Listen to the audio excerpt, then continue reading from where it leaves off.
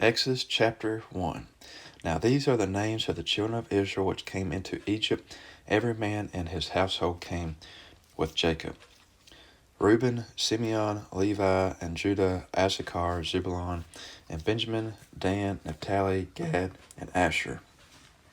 And all the souls that came out of the loins of Jacob were 70 souls, for Joseph was in Egypt already.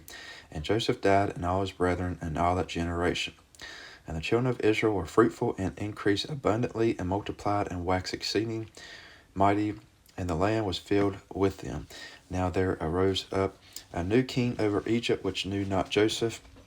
And he said unto his people, Behold, the people of the children of Israel are more and mightier than we. Come on, let us deal wisely with them, lest they multiply, and it come to pass that when there falleth out any war, they join also unto our enemies, and fight against us, and so get them up out of the land.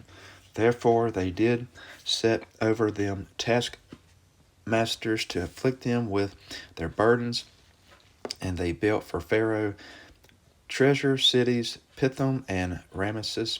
But the more they afflicted them, the more they multiplied and grew. And they were grieved because of the children of Israel. And the Egyptians made the children of Israel to serve with rigor. And they made their lives better with hard bondage in mortar and in brick, and in all manner of service in the field. All their service wherein they made them serve was with rigor.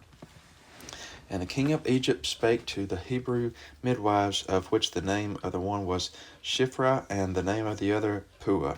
And he said, When you do the office of a midwife to the Hebrew women, and see them upon the stools, if it be a son, then ye shall kill him. But if it be a daughter, then she shall live. But the midwives feared God, and did not as the king of Egypt commanded them, but saved the men children alive. And the king of Egypt called for the midwives, and said unto them, Why have you done this thing, and have saved the men children alive? And the midwives said unto Pharaoh, Because the Hebrew women are not as the Egyptian women, for they are lively, and are delivered ere the midwives come in unto them. Therefore God dealt well with the midwives, and the people multiplied and waxed very mighty. And it came to pass, because the midwives feared God, that he made them houses, and Pharaoh charged all his people, saying, Every son that is born you shall cast into the river, and every daughter you shall save alive.